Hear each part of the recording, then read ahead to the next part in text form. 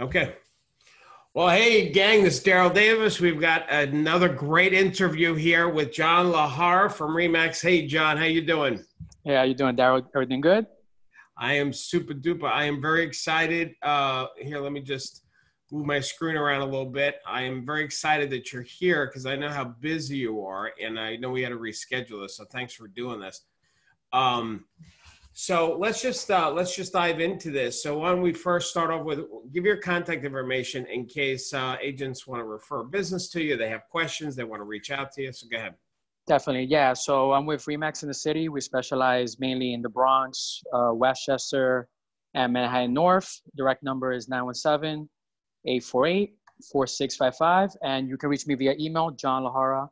Lajara is Lajara at remax.net. John Lajara, remax.net. All right, cool. Now, John, let's give a little background for everybody. So how long have you been in real estate now? Going into 10 years now. Okay. What did you do before you got into real estate? I used to do tax preparation with my mom. So I used to work out of her business doing like immigration, like multi-services and stuff like that. So I kind of had like business background prior to real estate. So why did you get into real estate?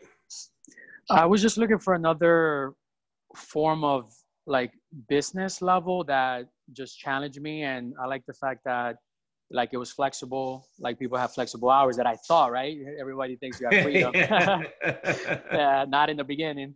And now when you're building the team, but eventually that's the goal. And I saw people were making really good money, as well. So it looked like something that if I did with time, it would be something that would give me financial freedom.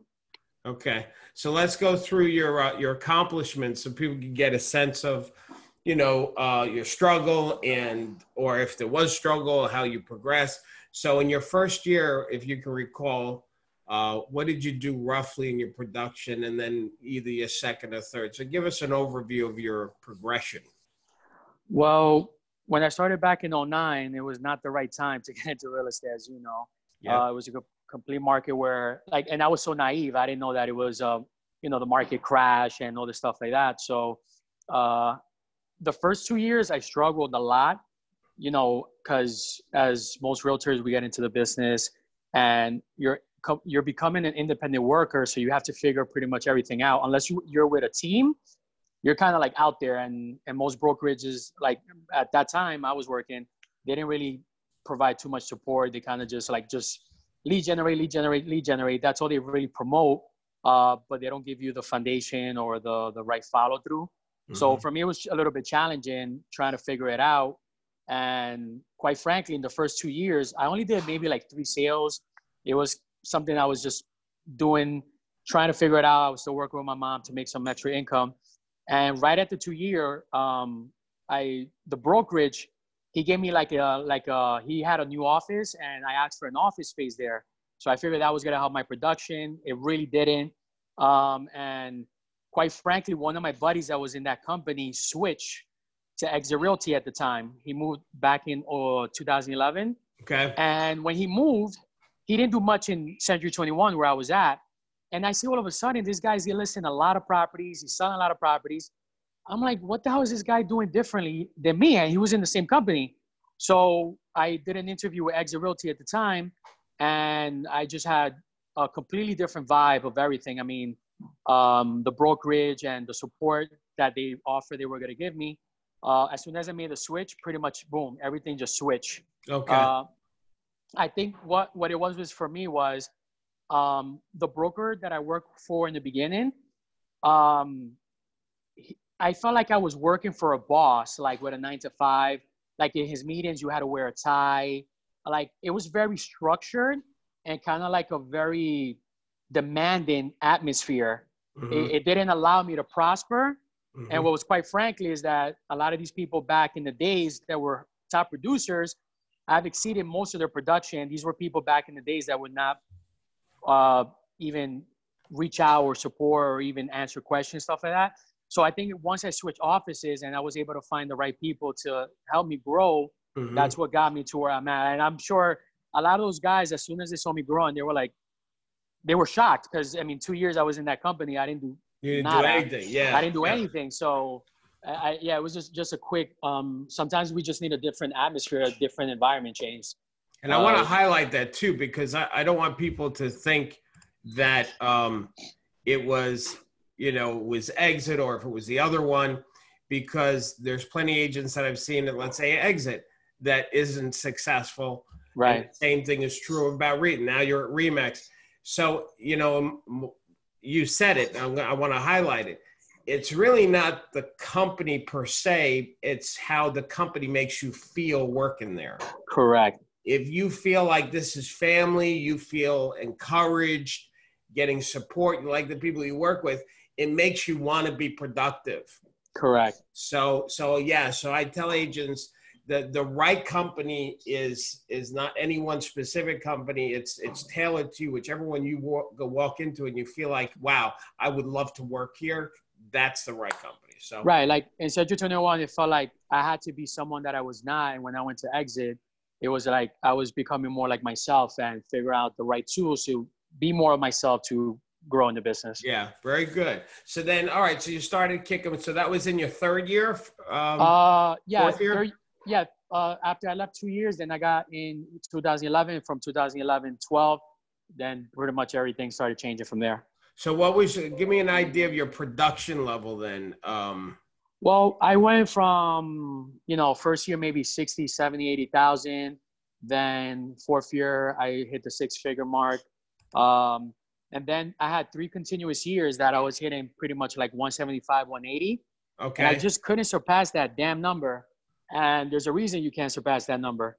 Is because when you're one agent and you're doing all the buyer sales yourself, you're doing all the listings yourself, and you have no admin, you're going to cap. There's only so much that you can do with your time. Right. And then that's when the idea sparked where I'm like, okay, I need an assistant. Yeah. And then boom, once I got the assistant, and I was able to delegate a lot of the admin work where I didn't have to like load my own listings, all this other admin work. Then I was able to hit boom, the 200 mark and grow from there. And then from there on out, I started then trying to grow from the team aspect of real estate where like, I think we get to a level where we feel that we surpass a certain skill level or we just don't want to do it no more. For example, I'm a very high DIC personality. So a lot of the guys that are Ds, they're not really too much buyer's agents. Even though I think I'm good, like personable wise and working with people, I just didn't want to work buyers. I just didn't want to do it. So then I'm like, okay, I got a buyer's agent in the team. Then started delegating that out. So throughout the life of the 10 years, I've started noticing it's like a lot of the things I surpass and grow and look for other ways to grow in the business. I just start delegating those things out. So that way I can grow in other avenues. Because if you keep trying to do everything yourself, the rule of thumb is that you're going to always cap out a certain amount because there's only so much time in a day. And if you're doing everything yourself, how much more business can you do? Exactly. So let's jump back to that third year, fourth year. Yeah. Where was most of your business coming from in the beginning? Well, quite frankly, when I got into the business, it's funny because I never thought I'd be a power agent. I started out with your book, how to become a power agent. So I read the book, got to learn about, prospecting, objection handling, analogies. So quite frankly, that's how it was. So most of the business came in the beginning from for sale by owners, expires. I'll tell you the truth. In the beginning, I didn't know what the hell I was doing. I was just calling these people. I was going there. I didn't have at the time, I didn't have the proper listing presentation. I didn't have the right approach. All I, kept was just calling. And I think you mentioned it a few times through your training. If you bark enough, right, and more people you call, eventually someone will tell you to come over. That's how it was. I called a lot of people. And then it happened to be that I called this expire. She told me to come right over. And it was not, there are certain appointments you go to where it's not skill. It's just you connect with the person, they like you, and they give you the listing. And then from there, and that's how I got the listing. Felt good though, didn't it? It felt good. But that's the challenge people have is like, I think when you're starting out in the beginning, you don't know what you're doing. So you don't want to call because you don't know what you're doing. But I feel like that's part of the game. You have to throw yourself out there And a lot of times in anything you do, you have to figure it out. So if you don't go through that process, how would you ever discover, you know, where you're messing up at? Because that's what I started doing. And I started going to a few appointments. I'm like, well, what am I doing wrong where I cannot get the appointment? I will make notes of this. And with time, I started then reading a lot of things and, oh, shoot, I'm doing this wrong. And then I started learning that in certain appointments, you have to get continuous yeses, right? Mm-hmm. Like you close them little by little. I didn't know when people would say that, I'm like, what the hell does that mean? You close the lead multiple times. I didn't know psychologically when you close them multiple times, you're selling them gradually throughout the whole presentation that when it comes towards the end, you don't have to close them hard and they just want to do business with you. So once I started learning all those things, then I'm okay, now I got it. And then I started converting people. But I only learned that because of my failures, you know?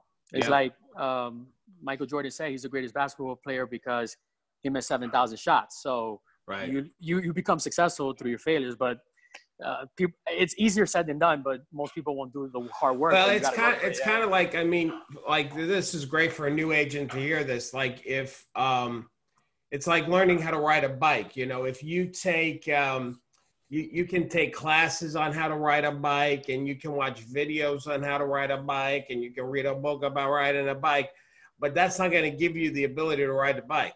Like you got a lot of knowledge, but you don't have bike riding. So you got to get on the bike and actually do it. And when you do it, you fall and eventually you get balance. And it's the same thing what you're saying here is like, you had to go through falling off the bike and studying it. What am I doing wrong to get that balance? And there you go. Exactly. So, well, you said something good when you had that Long Island training, because I took my team there. And you mentioned something that was so like pivotal for me. It was when you said all this, like make believe there was a section of like sellers and you made them all get up. Yeah. And then you told the people that on the other side, that's where they were focused in their business, where there's nobody selling, when they can just literally go for the people that are already selling. But we get stuck on like that whole thing. Like, you know, it becomes fear. But I'll tell you the truth. Back in 09, 11, we didn't have YouTube. We didn't have a lot of these things that we have now. Right. Like right now, if you want to learn how to prospect, you want to learn objection handling, I mean, there's resources after resources. You could go to YouTube and look up how to call for sale by owners. I didn't have that in 2009. So we have a lot of things now that if you just really look into it, you can discover it, what those things are. And then, I mean, look at different trainers and whoever you find that you fit the most, take that and start applying it. I mean, I think that we're at a better time now than we were before. And I think we have to make use of that information that's available to us. Now, how many listings did you get this year, roughly? This year, I mean, we average between 3 to 4 a month. So we're ending September. Let me see, 3 to 4. That's 9. I would say anywhere between 27 to 30. And you have around there. That's really good. And what's your average sales price now or list price? So our single families are in the 5s, and then our multis goes up to like 700, 800. But when we did our average median sales price, it was right around like 500,000. That's our median price range. Okay. And so now you're building you have a team, right? Or you're building? Correct. Yeah. So when did you start building that? What does that look like now? So here's the story behind the whole team thing. So I tried to build one back in 2016. I had someone that was working with me, got him to join. Quite frankly, I did it the whole wrong way. Like I got like my brother involved, who was like a rental agent, his friend. I developed this whole team around people that I knew, and we're like, we're gonna kill it. When I didn't really base it on skills and were they the right people for the job. Okay. So quite frankly, because I pursue a music career as well, and I got a little bit out of the business, and a few months went by, and like everything just went like sour. Okay. And the person who I left in charge as far as partnership, they didn't deliver. So we kind of had like, we split. And 2017, I had to rebuild the business. Also, quite frankly, it was funny. When we made the switch, I went to Douglas Elliman. And the reason we went to Douglas Elliman was because my partner had the vision of like, I already outgrew the Bronx. So we were like, okay, let's go to Manhattan. Let's start doing the luxury homes, we're like pumped up. Yeah, we're going to do all this stuff. they didn't go like. Great when you're young. See, you're a young guy, so you're like, all right, we take on a Manhattan now. Yeah, it was man, yeah. And as you know, you're going into a new market. It's not the same thing. So then when I had to rebuild the business, I went back to Remax. The reason I did that was Douglas Elliman gave me a lesser split than I was getting at Remax. And if I was already doing the business I was doing in the Bronx, why was I going to take a lesser split? I was like, this doesn't make financial sense. I went back to Remax. And then I had to rebuild from there. And then 2018, I still had my admin. I had 2 buyer's agents. So I was the main listing agent, and I had 2 buyer's agents. 2019 now, I have 2 listing agents. They do buyers there and then. And then I still have the same 2 buyer's agents. And then I have my assistant, who is now my admin transaction coordinator. And then I just had to hire an admin now, like a lead manager. Because what happened was my assistant couldn't be marketing, admin, transaction coordinator, and lead manager. There was no possible way. Right. So I had one of the team members be the lead temporarily be the lead manager, and that wasn't working out. So then I hired someone for it, and then now it's basically a full nice team. But this year has been just challenging because I had to build systems. Because here's the challenging part, Darryl. I know what I have to do and how to grow the business. The problem is when now I have to think about how do I do it once I'm trying to step away from it. And then I had to structure everything from scratch. And that's where I think that a lot of people that are looking to build teams eventually is if they're going through the process now, they should start creating manuals now. Because if you start doing that later on, that becomes very overwhelming. Because there's so many sections in the business. Like, how do you work a buyer? How do you work a seller? How do you do an open house? How do you submit an offer? How do you do a purchase memo? How do you call for sale by owner? How do you, like, it's like when you start doing this, that'll take you months just to do that. So I think that you have to start if you're not looking to grow a business, but I think people should put that all together. So in the time they start looking to delegate the work, they already have a basis of it, and then they can pass that knowledge to the people later on. For me, it was very challenging doing all from scratch. That's where I spent a lot of my time and actually set myself back from last year's goal. I'm about 97,000 behind last year's goal, but luckily the last few months we started planting the seeds, putting a lot of deals together, and then they started kicking in the third quarter, and the fourth quarter looks like if everything closes, we'll catch up right back to last year, and then 2020 will be the thriving year. Well, you know, one of the things that you know, I tell agents if they're thinking about bringing a team on is the first person you hire, if it's that admin person, which is, I think, the first person to me. A lot of people, they'll do a buyer's agent first, blah, blah, blah. The good thing about a buyer's agent, you're not paying out of pocket. You're working, so that makes sense. But whoever you bring on, you should have them create a Google Doc online, and as they're doing the job or as you're teaching them, you have them take your notes. So they're, in a sense, creating that training manuals as you go along. Okay, that's good. You know, so now next buyer's agent you hire, you got it written from the first one. Correct. First assistant doesn't work out, you let them go. Well, they've already started taking the notes for the next one, etc. Right. Exactly. Now you so building a team, how has that been for you? Like, what are some of how is that different? The challenges, what you learn from that, going from just worrying about yourself?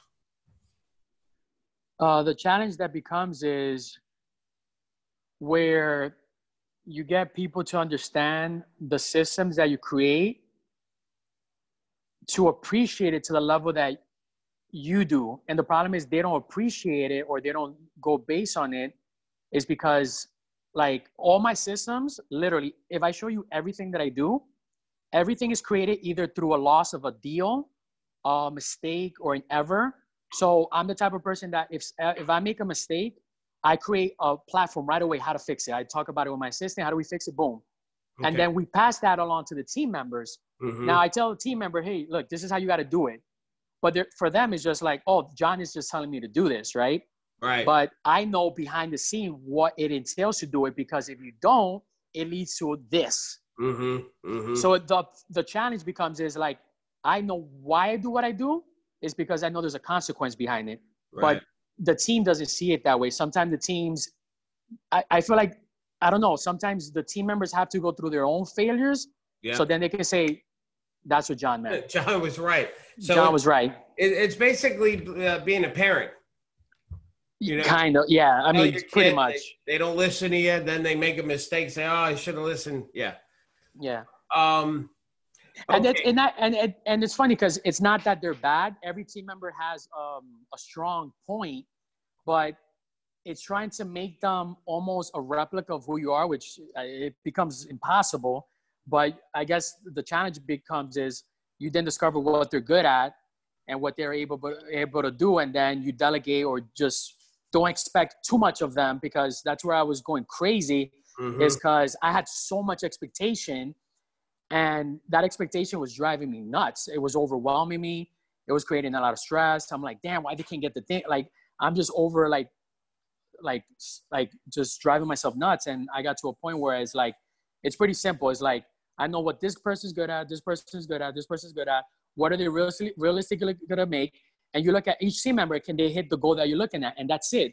You don't over expect anything from anybody. That's where I got to learn and discover with a team member. Don't over expect. Just find out what they're good at and see what they're able to do.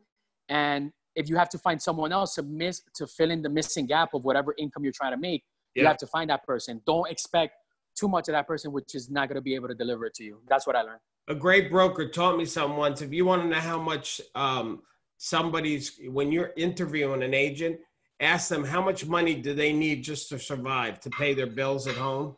So like ask them that question. And whatever that answer is, that's the number you can count on that they're going to generate. Right. As a team member.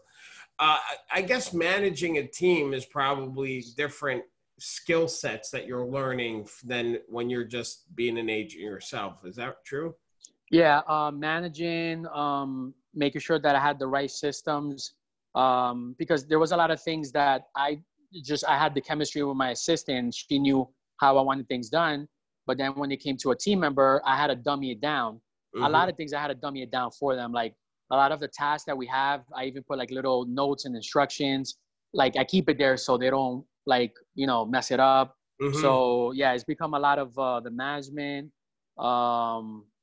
and making sure that they understand the systems to not wing it or do things the way they want to. It's like, you got to do it this way because this is like how it works. Yep. You get me? Like, I'm not going to teach you something that is going to work against you, because if it works against you, it works against me. Right. And why would I put a team together that I want to work against me? So it's mainly like management and systems.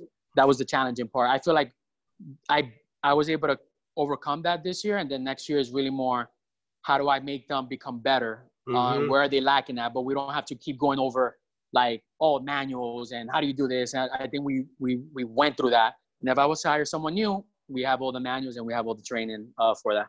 All right, cool. So now let's rattle off a few specific strategies or techniques that you do. When it comes to getting listings, are you still calling FSBOs and expireds? So right now, the listing agents in my team, that's what they do. They mainly call FSBO expires.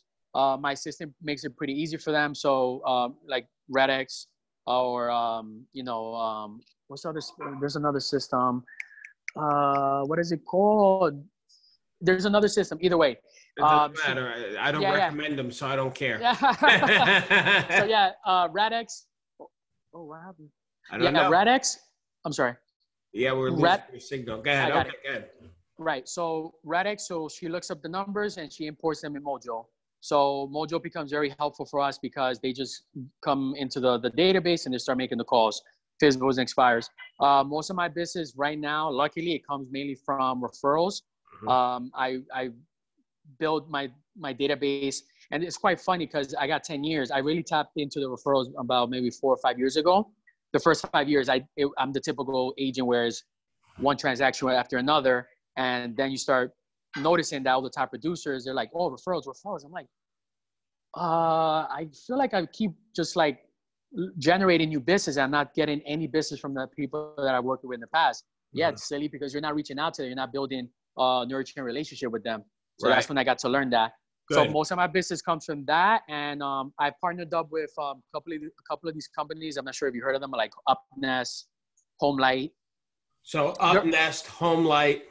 They're referral partners. So what they do is, like, let's say if someone was Googling top agent in my local area. So what they do is they locate the top agents. They'll probably assign like 2 or 3 agents to that lead.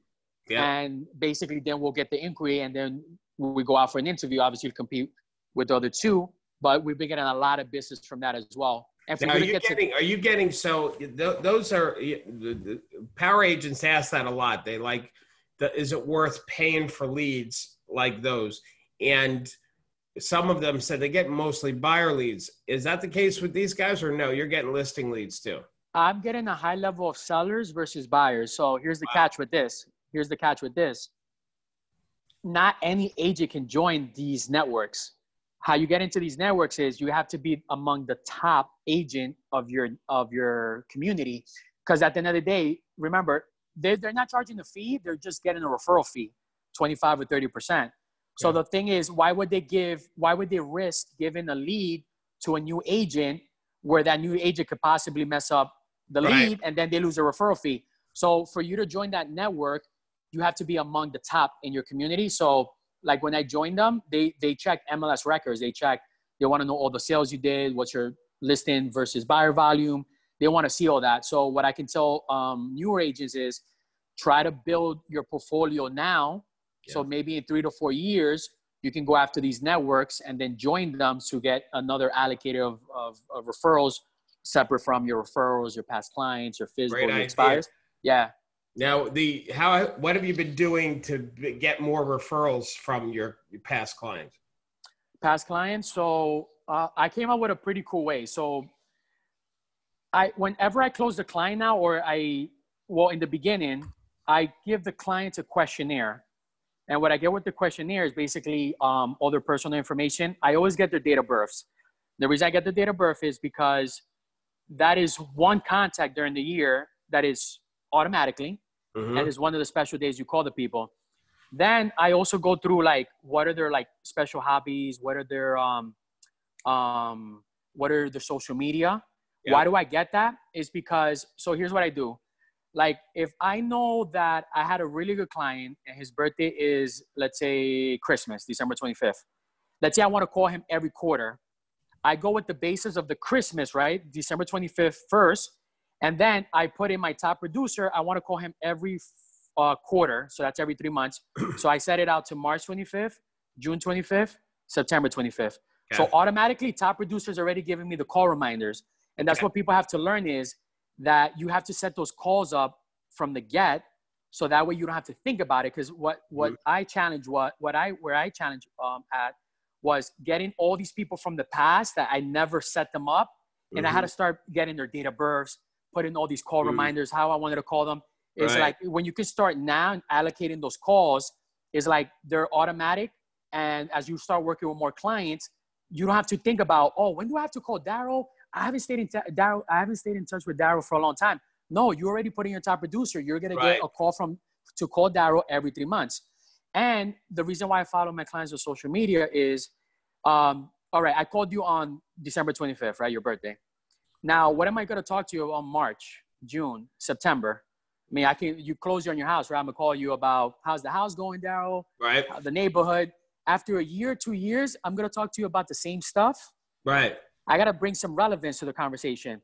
If I follow you on social media, then I can see, oh, shoot, Darryl went to Aruba. He was on vacation. Boom. I call you. Hey, what's going on, Darryl? Darryl, I saw on Facebook you was on Aruba. How was that, buddy? I'm actually looking to go over there soon. And can you give me some insights on that trip?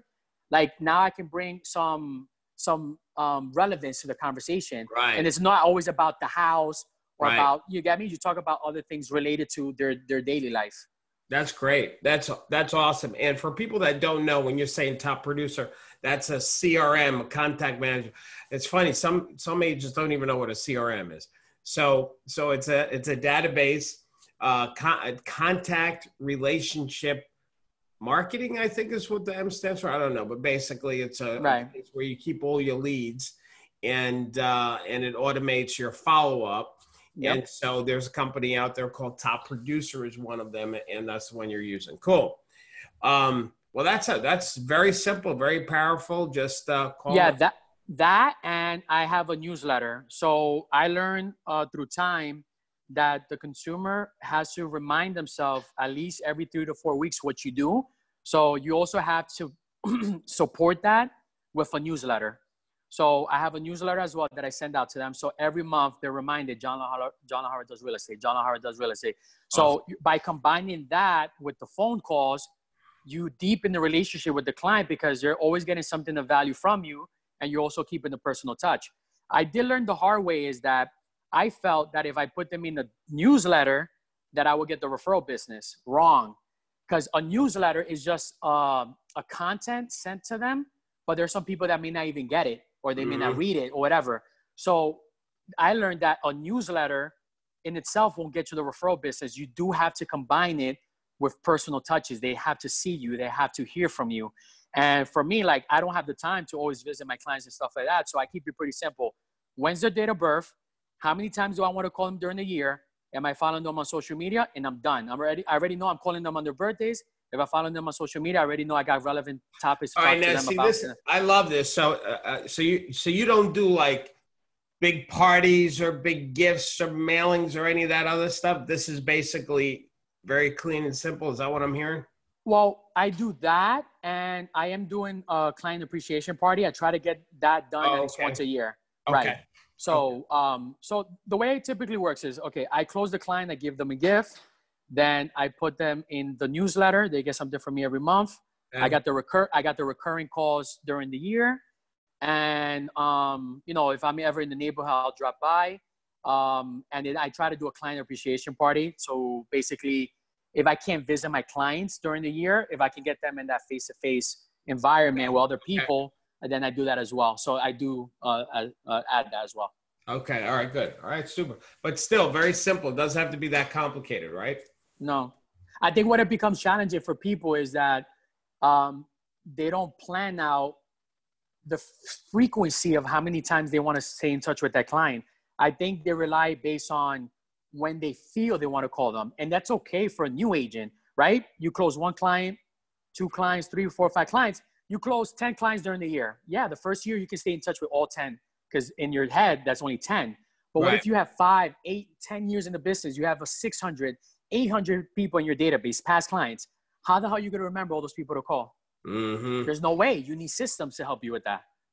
And, you can almost do a formula. Like if people move, let's say every 5 years, you know, and if you've got like 100 people in your database that you're working, you should get 5 deals out of those 100 people if you're working them. Right. So, and of course, this is how you increase your business. You do 200 people. Now you're at 10 deals. Of course, you've got to wait for that 5th year for it to start paying off. But correct. Yeah. Yeah. And then something I've done pretty cool is when I do get the referral from the client finally, and I do make the close, I do try to give them a gift. Okay. The gift is an incentive, as when they know that they're already giving me a referral, they're already having something back in expectation.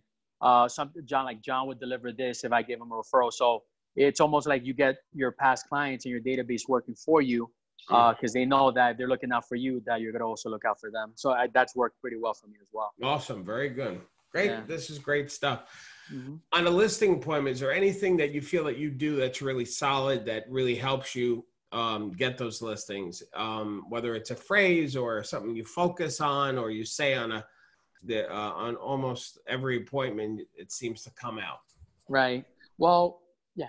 For me, what becomes easy now is because I already have a name, a reputation, so that sells itself. But I'm gonna dummy it down for those people that don't have that. I think that we have to put a pre-listing package together for our listing appointments, because I started realizing that when I was going on the appointments, right, I had to go in there and sell them on RE/MAX, #1 company in the world. Nobody sells more than RE/MAX. Then I got to tell them I'm the #1 sales agent in the Bronx, #1 Hispanic. I'm spending like 20 minutes just selling them on these things. And I'm like, And I went back to, I'm like, wait, but like certain, you know what it is, Darryl? There are certain markets that don't use it. I don't know if Long Island, they use it still, whatever, but there's certain markets that don't use it. And we shift away from that. And I feel like a pre-listed package sells us before we get there. Yeah. So even if you're not like a number one ranking agent in your company, whatever the case is, a pre-listed package, you could talk about what the office does, right? Where you stand in the marketplace, or is how market share, your marketing, all that stuff. So when you get to the appointment, they already know about you. They already feel comfortable with you. The problem with a lot of the people is that you're going in there, and these people, FISBOs and expires, they know nothing about you. And as you know, they already got their guards up. So when you're going in there, I think you're making it harder for yourself to get the business, because you have to break that ice. And hopefully you break that ice during the appointment. I feel like if you send a pre-listed package that does half of the job for you, when you get in there, I think if you could just focus on like the questions and build a rapport, and they start to like you, they like you, and then they already know about the company. I think you start merging that likability, and then you increase your chances of listing. Are you doing That's what's been working. Are you doing pre-listing package, or you're saying for agents? Well, I started doing it recently now, the last couple of weeks. Oh, you have? I have. Right. And how's that? Okay, has it been working? No, it's been working phenomenal. So the reason I say that is because, like, what's giving me the edge is my reputation and where I stand. And you but put what that I'm in saying, a pre-listing packet. Right, exactly. But now I'm going back to those people that, let's say, oh, but Darryl, I'm not number one in the area, or I'm not this. But you could put a pre-listed package around there's something always that you can sell. It could be about your office. It could be about the number of sales or market share, your office. Right, exactly. Yeah. So I feel like if you do that, you're just increasing your chances by 50%. John, let me ask you. So when you get, how have you been getting those delivered? And so, like, if you set up an appointment. See, how I used to do is I used to call, like if I were going to call FISBOs right now, I'd call them right now, and I'd set up an appointment for right now. Right. I would just go over. So there wouldn't be time to drop off a pre-listing packet. So what's the time? How is it working? I'm just curious. How is that working? No, that's good. So no, you're right about that. There are certain appointments that doesn't give you the allowed time to do that. So if you have an appointment that's within the same day, you're not going to be able to do it. So these are more appointments that, like, if I speak to them today and they want to meet me on Saturday, and there's all that threshold, like I'll go and deliver it, or my team member would deliver it. Or if they don't live at the house, we'll email it to them as well electronically. Okay. So these are just appointments that are set out 24, 40 hours or more in advance. Got it. But if it's the same day, then we don't do that. Got it. We don't do that. Cool. Who do you keep? You keep saying who's in the room there with you? Oh no, they're I'm getting the meal done here, so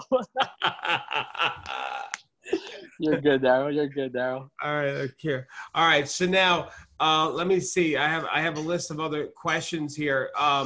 If you were talking to a new agent, what would you recommend to a new agent that you think they should do? What are some of the top things to get them started? And there's an advice I would give, and I think it's for a lot of people, it's something they may not value at the time. And it's basically building your database, right? But what I mean by that is basically, as you know, you join real estate right away, and it's like lead generate, cold call, all this stuff like that. But I feel like people don't really tap into the people that they know as much, right? They'll probably tell a few people, friends, whatever, but they don't really tap into their database or reach out. So I feel that as you do emerge and you start calling these FISBOs and expires, you should also allocate time for a sphere of influence in the beginning, acquaintances and stuff like that. The reason I say that is because when you start building the database, right, you do the same things I just mentioned: date of births, frequencies, because at the end of the day, people are people. So as long as you stay in touch with people and they remember what you do, eventually the referrals will come. It doesn't have to be a past client versus a neighbor that lives next to you or your mom. They're people. So I feel like people have to start building a database from the get, have a supportive newsletter, and stay very in close contact with those people. Because remember, in the beginning, you're going to have 25. Then eventually you have 50, you have 100. Right. And as that number grows with time, you'll see the referral business grow quicker. Because I think you just mentioned a highlight number, which is 5 years. I think that if the agents did it this way from the get and they stay in close contact with that database, like really stay in close contact, I think agents can get referrals a lot quicker. I think they can do it in 2 to 3 years. It doesn't have to be 5 years. I think it takes 5 years is because in 5 years, we're trying to develop this whole system, how and now and tap into them. And the reason it becomes 5 years is because now it's a numbers game. Yep. And because it's a numbers game, now the odds of you getting referrals is greater. But I feel like if you can start with a small number, but the small number is a good quality of people and you stay in touch with them, I think you'll start seeing it a lot quicker. That's my firm belief. And I'm testing it out with my team now that I'm really pushing them to do that. It's not the easiest thing because they want to get the now business or for sale by owners and it expires. They're like, I'm gonna stay in touch with my cousin. They're not going to give me any business, but you know, that's the mindset, right? Right. So I'm testing them out because I want to beat that 5 year mark. I want to do it that they start seeing referrals in 2 to 3 years, you know? So I think that's one of the best advices I can give someone, and get a really good newsletter. There's newsletters out there that are very personal and they look like that you're writing them. And I get a ton of feedback from my past clients and sphere of influence. Like, wow, you put an amazing newsletter. So it's very informational. And they think which one do you use? Which one do you use? I use Fast Newsletter. Okay. I was using Service for Life. I don't know if you heard of the company. No. Right.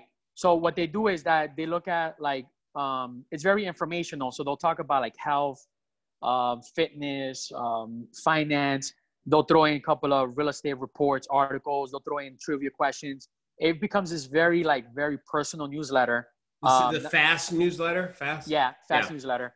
Why I transitioned is because Service for Life was like $90 and Fast newsletter was $10, and it's almost similar, right? So if they look into that, that's a good news. Like most people may start out and not have $90 to invest, but if you look into Fast newsletter, it's only $10 and it's really good stuff. I mean, that's great advice. So for a new agent or anybody, not just new, but any agent that's looking to financially build their business, FSBO's expired, but also referrals and friends and past clients. But most importantly, put it into a CRM, a contact management, so you can keep track of it. Right. Create to-dos, when to follow up to 4 times a year, call them. Yep. And throw the newsletter in there. So every month they're seeing your name, face, and what you do for a living, right? Right. Yeah, it's good stuff. I mean, think about it. They see you every month, either electronically or monthly, and they're hearing from you every quarter. Like I'm saying every 3 months, but there are some people I stay in touch with them monthly. These are like my highlight, like top-notch referrals. I call them monthly. There's some people, as you know, that are not the best clients. You're not most likely going to see any referrals from them. I'll call them 2 times a year. So again, if their birthday is December 25th, then I'm gonna call them 2 times during the year. I'll call them every 6 months. So I'll call them June 25th, and then I'll call them again December 25th. So I think the frequency becomes based on the level of quality of the client. So if it's your best quality client, you should have more frequency. If it's a client that you don't really think you're gonna get much referrals, but you want to stay in touch with them, you can lower the amount of frequency contacts. I would do it that way. Yeah, that's great, John. That's great. Yeah. Well, listen, I so appreciate you doing this call, and give your contact information again so people can reach out to you. Yeah. So it's 917-848-4655. The email is John Lajar at remax.net. And my website is Amazing New York Homes, plural, but s.com, amazingnewyorkhomes.com. And we service Bronx, Westchester, and Upper Manhattan. There you go. And there's another tip too. Get your own branded website domain name, right? Oh, yes, for sure. Yeah. That's good. Well, John, I'm gonna end the recording here. You stay right here. Thanks again for doing this. Thanks everybody for watching. Don't forget to keep smiling, and we'll talk to you soon. All right.